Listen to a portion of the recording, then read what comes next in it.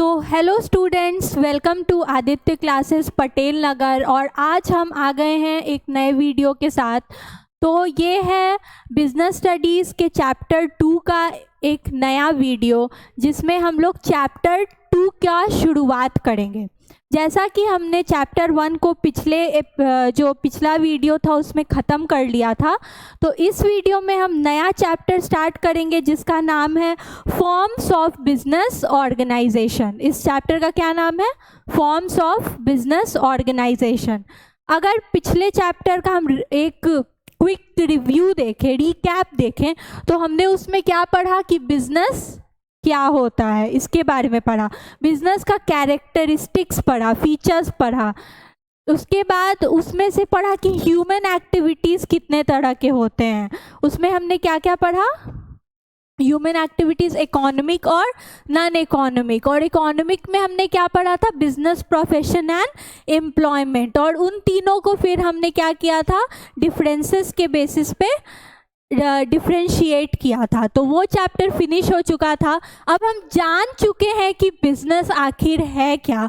तो इस चैप्टर हम पढ़ेंगे कि बिजनेस कितने प्रकार के होते हैं। बिजनेस कितने प्रकार के होते हैं। दिमाग में क्लियर है कि अब बिजनेस का डेफिनेशन क्या है, किसको हम बिजनेस मान सकते हैं। अब बिजनेस कितने तरह के होते हैं, ठीक है। उसी में हम क्या पढ़ेंगे? Forms of business organisation. अब बिजनेस ऑर्गेनाइजेशन को हम क्या कहते हैं? An entity that is formed for the purpose of carrying commercial enterprises of selling and buying. ऐसा एंटिटी जो कि दो चीज़ों के पर्पस के लिए बना हो। कोई भी एंटिटी की सेलिंग और बाइंग के लिए बनता है, गुड्स या फिर सर्विसेज सेल करने के लिए। उसमें दो लोग इन्वॉल्व होते हैं, सेलर और बायर। तो ऐसा एंटिटी जिसमें दो चीज़ हो रहा हो, क्या हो रहा हो? एक ऐसा एंटिटी जिसमें दो चीज़ हो रहा हो, क्या? सेलिंग और सेकंड क्या? बाइंग। उसको हम लोग क्या कहेंगे? Business organisation. इसमें क्या हो रहा है? कॉमर्शियल एक्टिविटीज़ हम लोग लेकर चल रहे हैं। कॉमर्शियल एक्टिविटीज़ क्या हैं? कॉमर्स से related activities, buying and selling. जहाँ पे ये दो एक्टिविटीज़ हो रहे हैं वो क्या कहलाएगा? Business organisation. बिजनेस ऑर्गेनाइजेशन अब होते कितने तरह के हैं, तो उसको बाइफरकेट किया गया है बिजनेस ऑर्गेनाइजेशन को यहाँ 5 पार्ट में। कितने पार्ट में?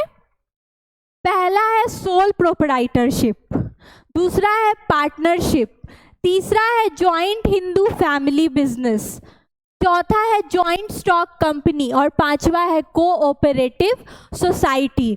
तो ये हर एक इंडिविजुअल टॉपिक जो है, हर एक टॉपिक अपने आप में एक चैप्टर है। हर एक टॉपिक अपने आप में एक चैप्टर है। ये पांचों फॉर्म्स ऑफ बिजनेस ऑर्गेनाइजेशन को हम लोग अलग अलग दिन पढ़ेंगे, ताकि माइंड में सारा मिंगल ना हो, सब कुछ मिक्सड अप ना हो, हम कंफ्यूज ना हो। तो आज के दिन हम लोग कवर करेंगे अपना पहला बिजनेस इंटरप्राइज, क्या? Sole proprietorship. आज हम लोग पढ़ेंगे कि बिजनेस ऑर्गेनाइजेशन में जो पहला आता है सोल प्रोप्राइटरशिप क्या होता है। What is sole proprietorship? नाम से क्या लग रहा है? सोल का मतलब आप क्या समझते हैं? सोल का मतलब होता है सिंगल।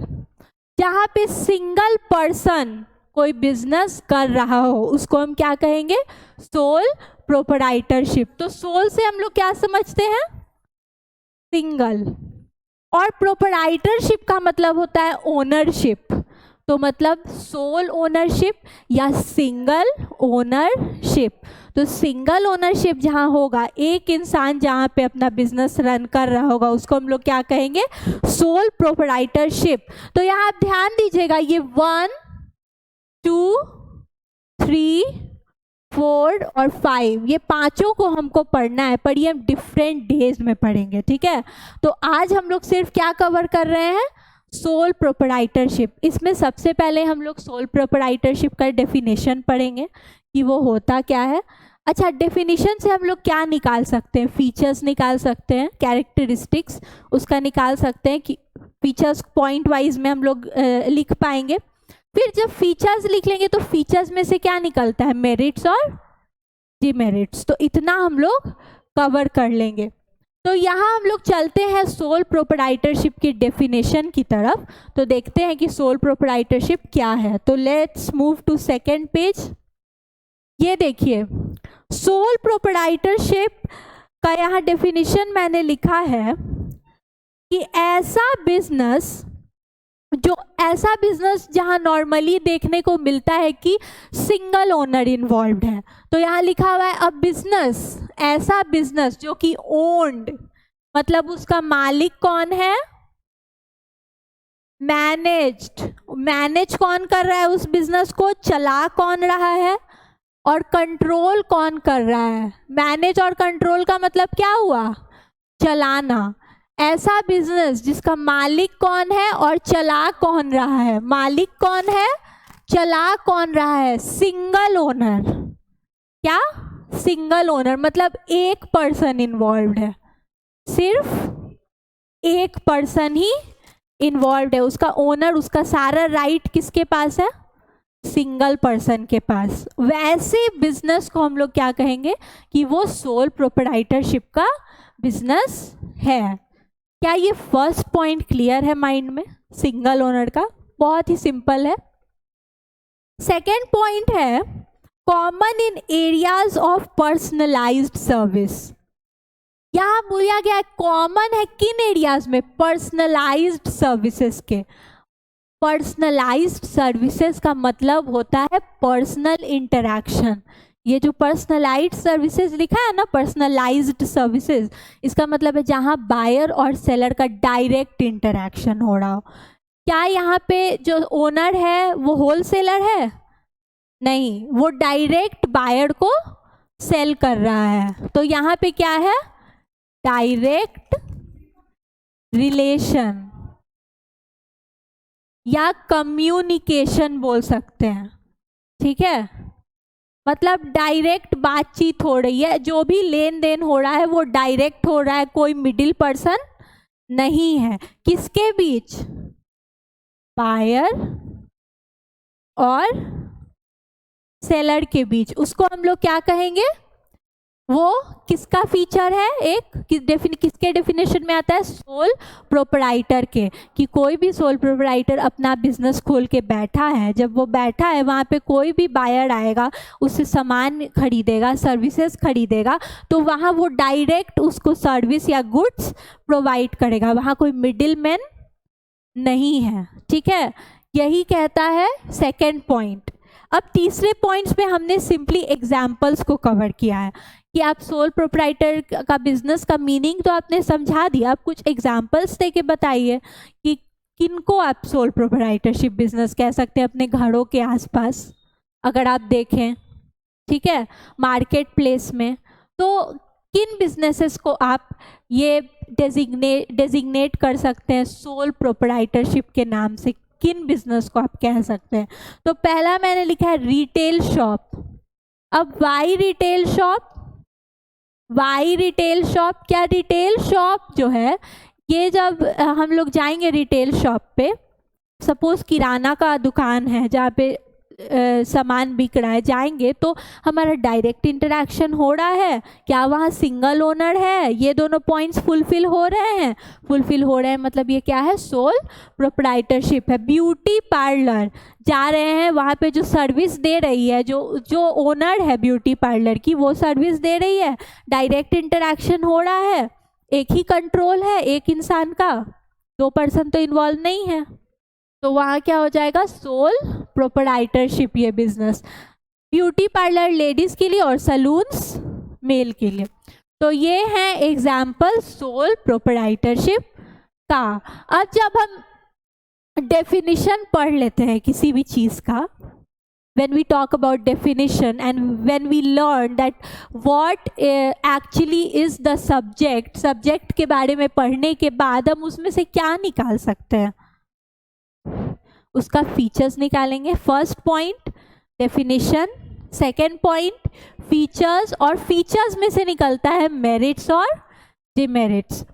तो मैंने यहाँ पे 4th पेज पे लिखा हुआ है फीचर्स ऑफ सोल प्रोप्राइटरशिप। तो देखिए फीचर्स में हम लोग पढ़ेंगे कि इसका कैरेक्टरिस्टिक्स क्या है।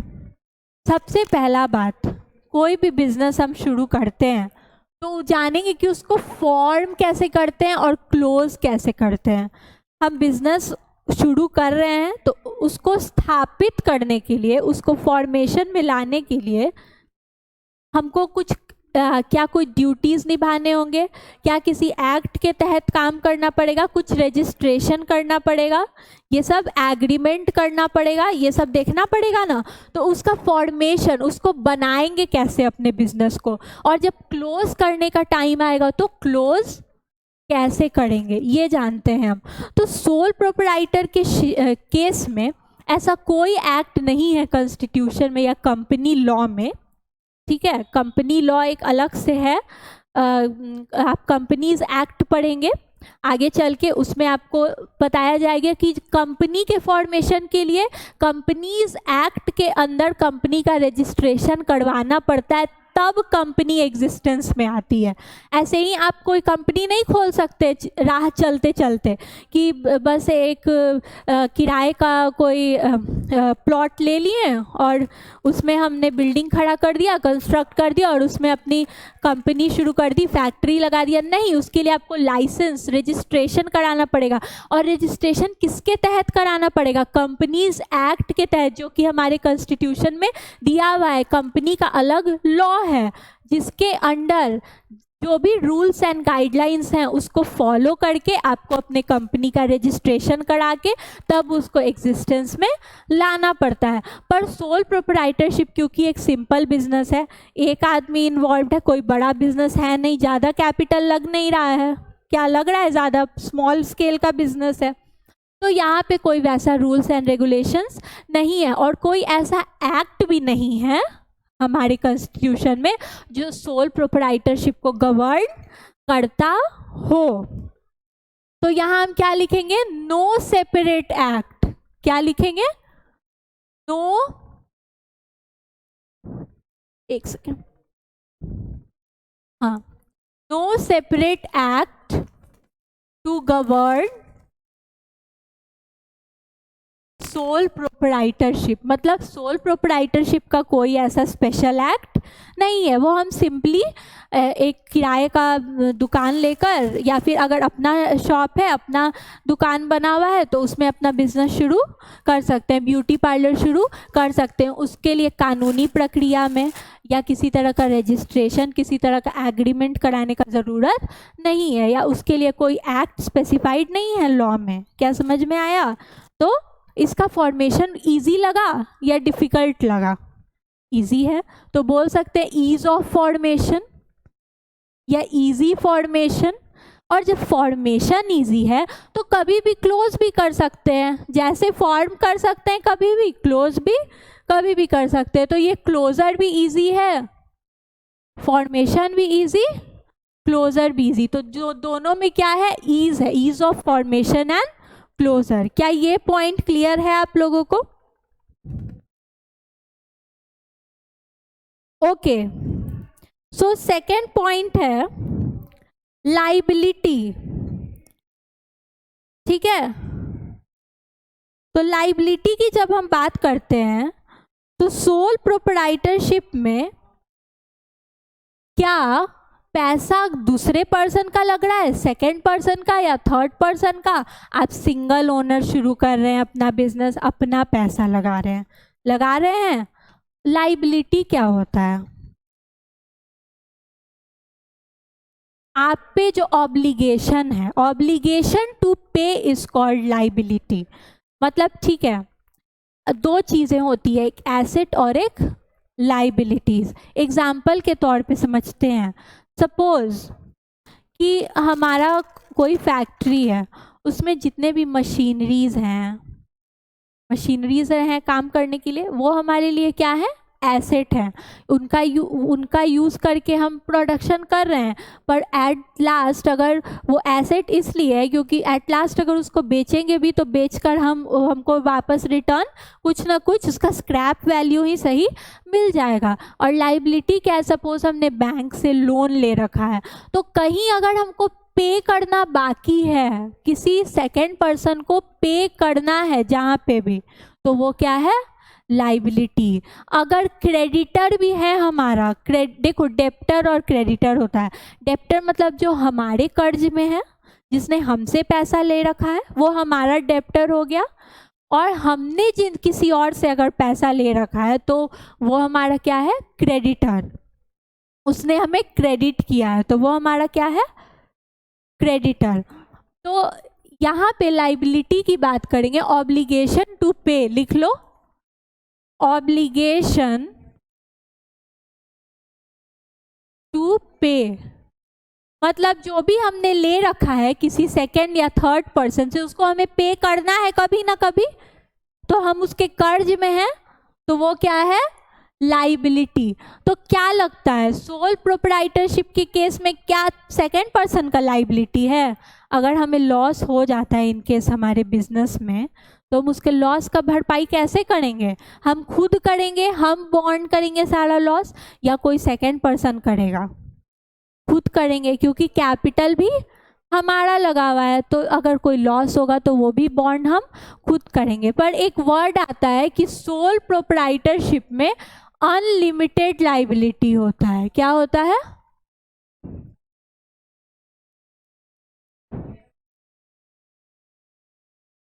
देखिए, सोल प्रोप्राइटरशिप एक तरह से एक इंसान से चल रहा है, तो वही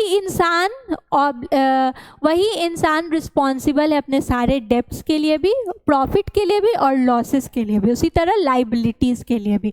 तो इन केस अगर उसका बिजनेस बिकने के कगार पे आ जाता है, और मान लो कि उसने लोन ले रखा था अपना बिजनेस स्टार्ट करने के लिए, सपोज मैंने ब्यूटी पार्लर शुरू किया, मेरे पास अभी फंड्स नहीं है कैपिटल लगाने के लिए, तो मैंने बैंक से लोन ले लिया, लोन लेके अपना ब्यूटी पार्लर सेट कर लिया और चलाने लगी।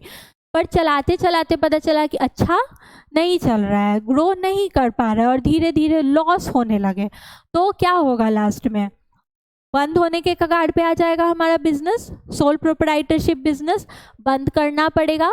अगर बंद करते करते मान लो 5 साल हो गया, हमने जो अपने ब्यूटी पार्लर के लिए सामान खरीदा था, क्या वो अभी भी नया रह गया है? अब उसको सेल करेंगे तो सेम वैल्यू मिलेगा जो हमने खरीदते टाइम दिया था? क्या सेम वैल्यू मिलेगा? सेल करने पे नहीं मिलेगा। अब जो हमें बैंक को लोन पे करना है, उसको हम लोन पे कर रहे हैं। सपोज 5 लाख का लोन था, उसमें से हमने 3 लाख अपने सलून का सारा सामान बेचकर और चुका दिया, तो अभी भी 2 लाख बच रहा है, तो ये हमें घर से देना पड़ेगा, अपना पर्सनल एसेट बेच कर देना पड़ेगा।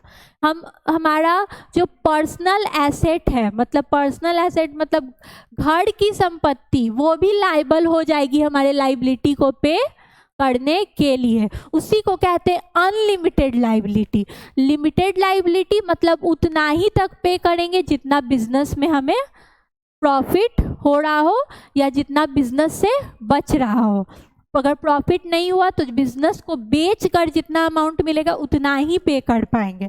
लेकिन अनलिमिटेड लाइबिलिटी में अगर बेचकर भी अगर कुछ अमाउंट बच रहा है अभी भी पे करने के लिए, तो हमें घर की संपत्ति ही भले क्यों ना बेचकर पे करनी पड़े, लेकिन हमको पे करना पड़ेगा। तो उसका मतलब हो जाता है अनलिमिटेड, चाहे कितना भी लाइबिलिटी हो आपको किसी भी तरह पे करना है।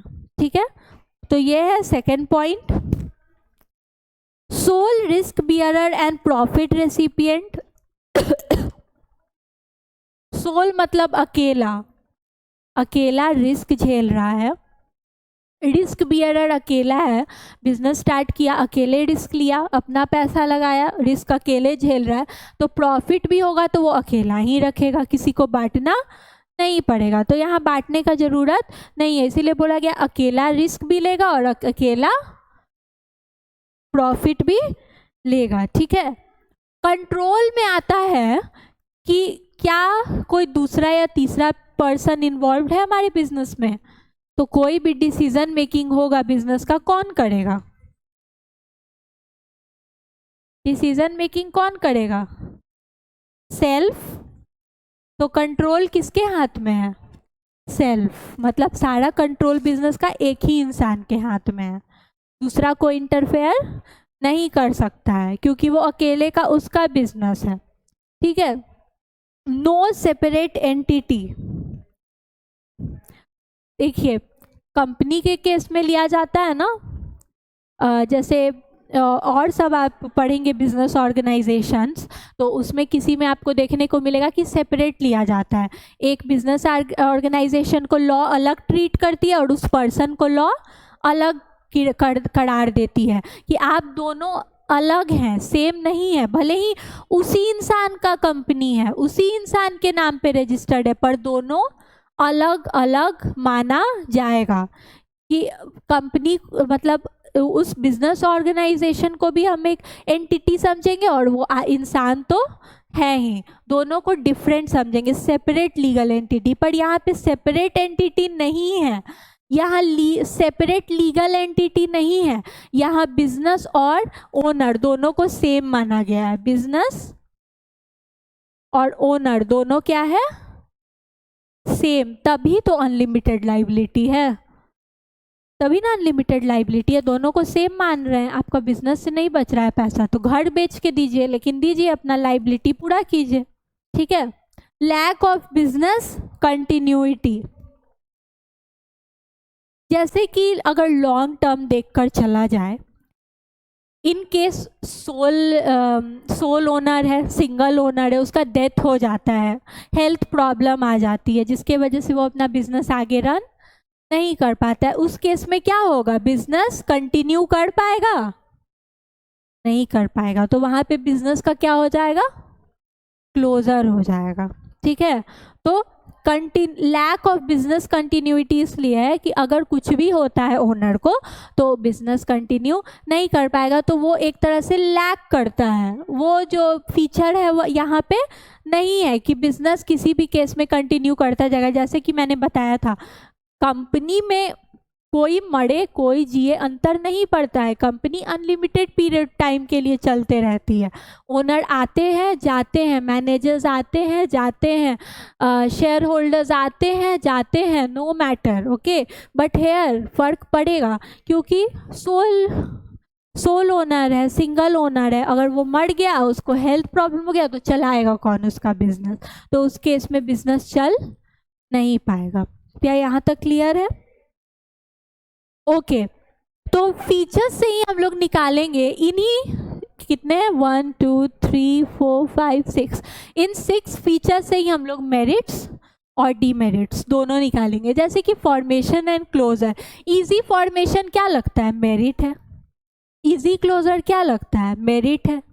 लायबिलिटी अनलिमिटेड है, क्या लगता है? मेरिट या डीमेरिट? डीमेरिट है।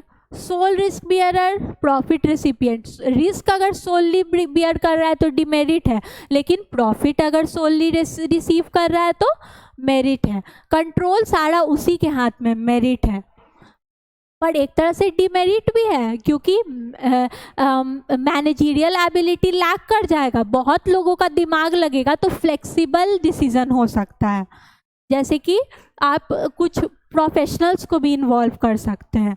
अगर मान लीजिए कि आपके बिजनेस में 2 या 3 लोग इन्वॉल्व हैं और कोई ज़्यादा पढ़ा लिखा है तो उसका बिजनेस आइडिया भी यूज़ कर सकते हैं। पर यहाँ पे तो आप अकेले हैं, आपका जितना आप सोच सकते हैं, तो आपका जो डिसीज़न है वो फ्लेक्सिबल नहीं हो पाएगा। तो इसको डीमेरिट के तौर पे भी देख सकते हैं और मेरिट के तौर पे भी देख सकते हैं।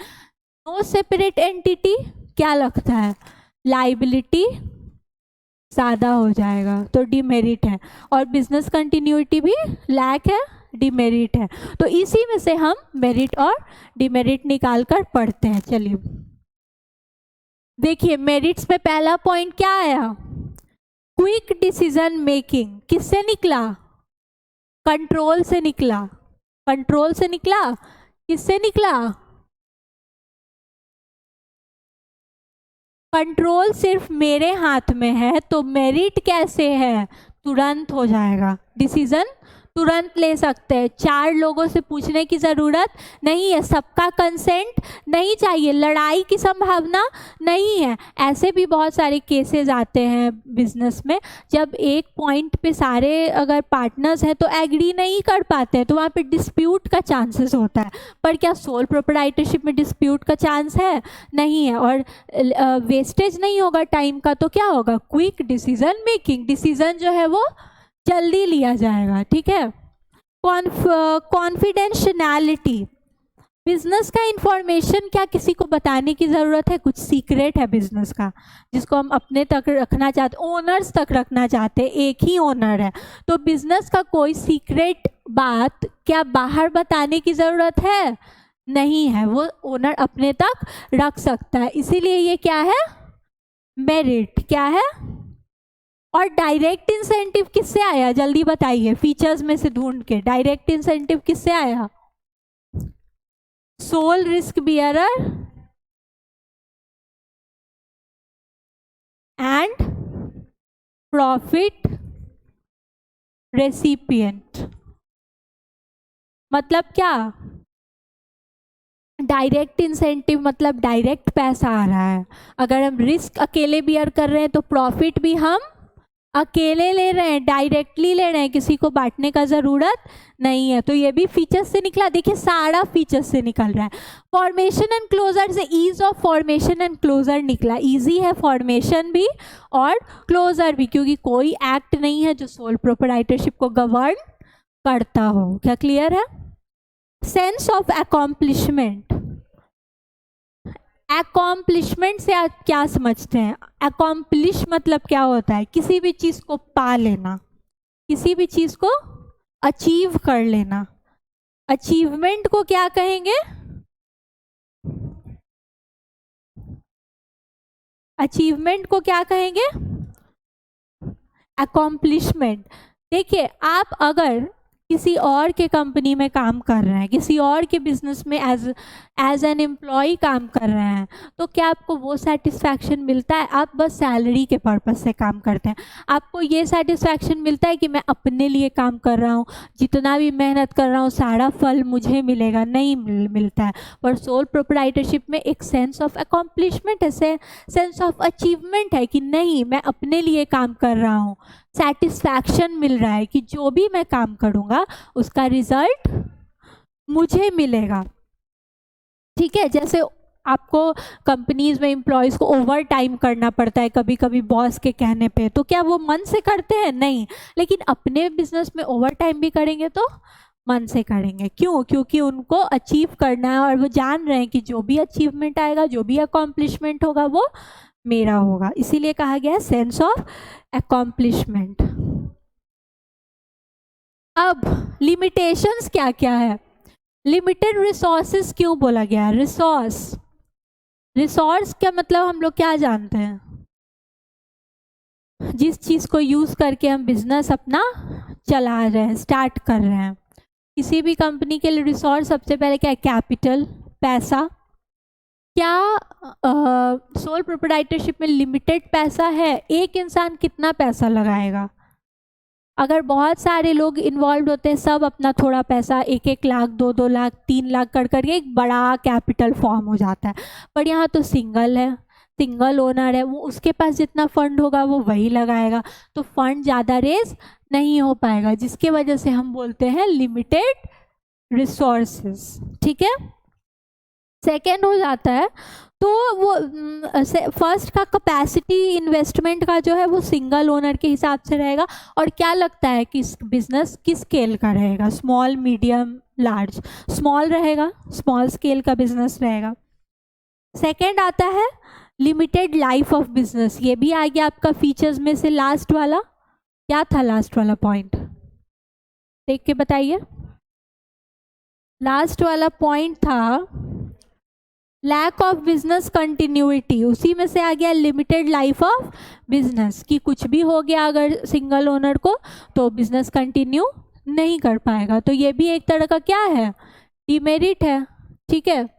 अनलिमिटेड लाइबिलिटी, अब आपका बिजनेस बिक जाए फिर भी अगर आप अपना क्रेडिटर को पे नहीं कर पा रहे हैं, लोन नहीं भर पा रहे हैं, तो आप अपने घर का एसेट, अपने घर को बेच दीजिए, अपने आप को बेच दीजिए, लेकिन आपको पे करना पड़ेगा। तो अनलिमिटेड लाइबिलिटी है।